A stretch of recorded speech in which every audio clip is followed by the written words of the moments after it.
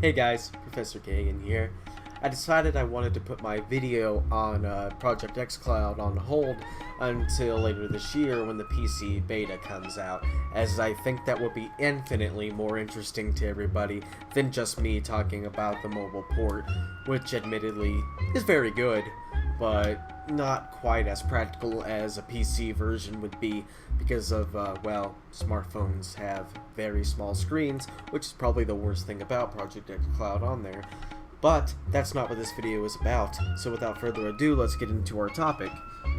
Today I wanted to talk about 3 consoles coming up this year that I am excited for.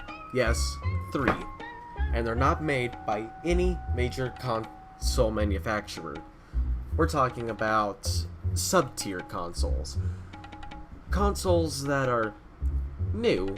They play video games, but maybe not new video games, or they're not exactly intended for the mainstream audience. For example, with our first, and honestly, I think most promising console, is the Polymega. The Polymega is an emulation box. Let's not dance around that. That's what it is. It's an emulation box. But it has features that a lot of other emulation boxes, like the Retrons and your Raspberry Pi setups, don't have. It's got a disk drive. Okay, big deal. Computer has a disk drive. Okay, yeah, fair enough, fair enough. But it also has cartridge slots. Multiple. It is a modular system allowing you to take the cartridge slot out. Say you have an NES unit there, and then you can put a Super Nintendo unit in. It'll have controller ports on each unit.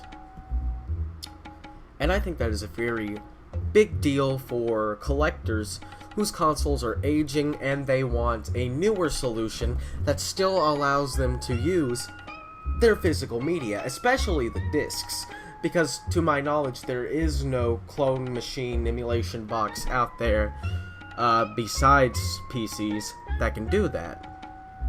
I know RetroArch is working on adding disc support to its program.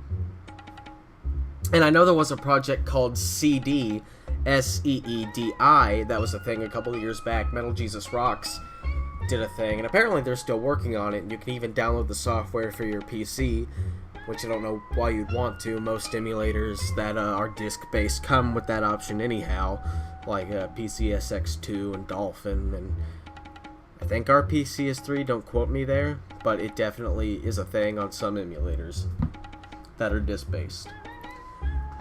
So having that in a physical format, and just the sheer variety of systems that Polymega supports. It supports, of course, NES, Super Nintendo, Sega Master System, Genesis Mega Drive.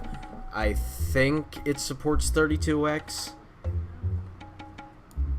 but I do know for a fact that it does support Sega CD, and it also supports other CD-based systems like TurboGrafx CD, Neo Geo CD, I think I'm pronouncing that right. Yes, Neo Geo CD, Sega Saturn, which has actually made a really big splash in the emulation scene lately.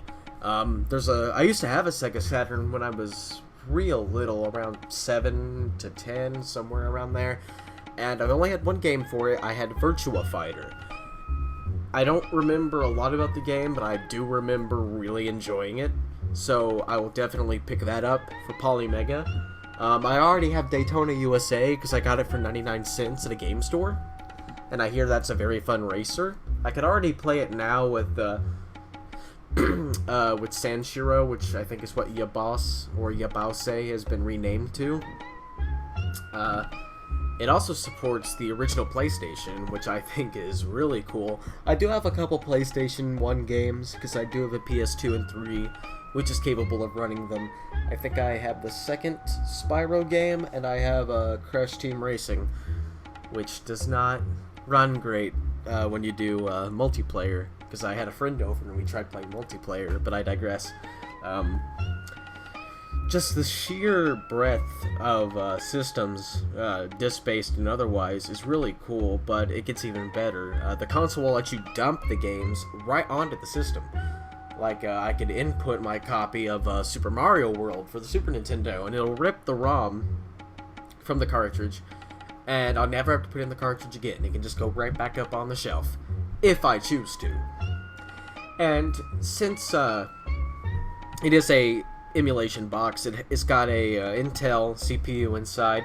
They do have a storefront. They will be selling games, maybe even new games, which I remember an interview that the main creator of Polymega did with RetroRGB.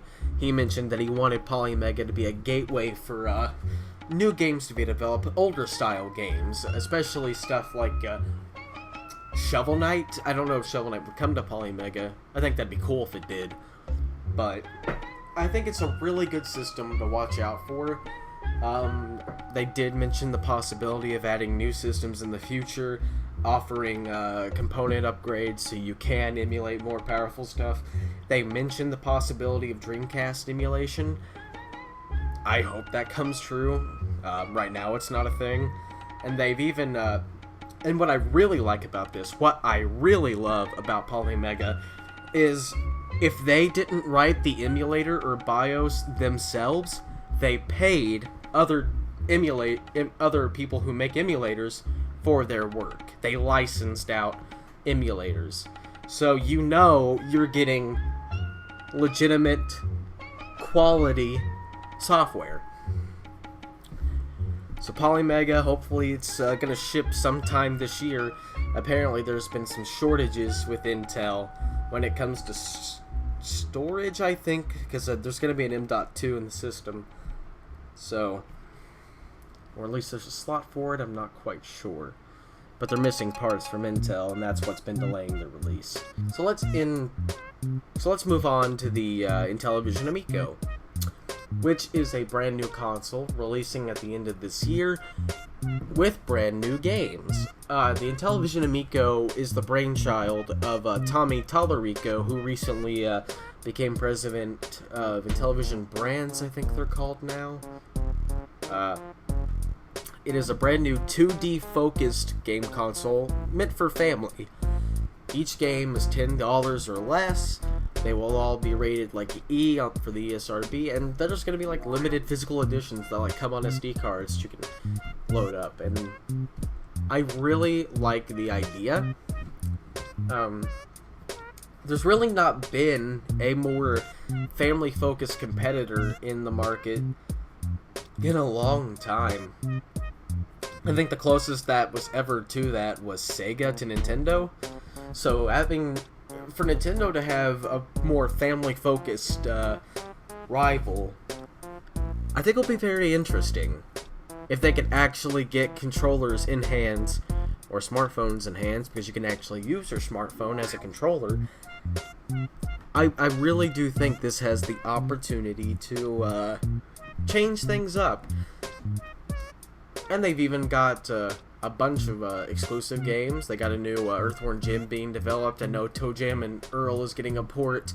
Several classic Atari games are getting ports.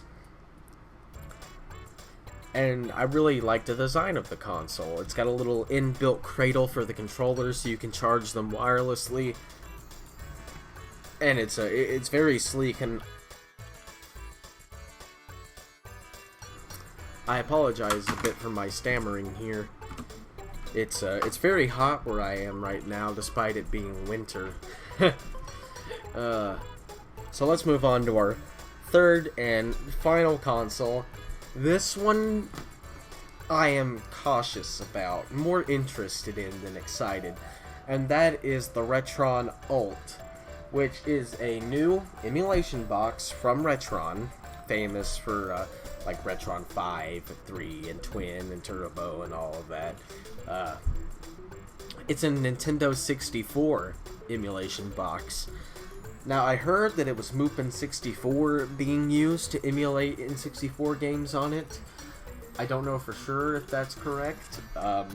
Modern Vintage Gamer did a video explaining the emulation on it a lot better than I did. Than I could. and I'll leave a link to his video in the description. But it's really funny because it definitely has to be emulations, because it doesn't seem to have the little pack you have to put into the N64, the jumper pack, so games can load. And it doesn't, they've made no mention of producing a memory chip for it that you have to put it in so games like Donkey Kong 64 can run. So I think it's an oddity of a system, and I'm really curious to see how it turns out and how well it can actually run these games when the time comes. And of course, it should be a pretty economical product if you really want to use your physical games and not pay out the hind end for an N64, much less an N64 that's modded to output HD, because you're looking at least $100 to do that. Like, there's the Eon adapter, there's the Marseille cable, but you'd have to adapt it to HDMI anyhow. It is definitely the more economical option, but I don't necessarily know if it'll be good. So I hope you found this interesting. Let me know what sort of sub-tier consoles, that's what I call them, you're looking forward to this coming year. How you think the Television Amiga will do, the Retron Ult and the Polymega. I'm looking forward to hearing your thoughts. And if you're looking forward to the Atari box, what's wrong with you? See y'all later.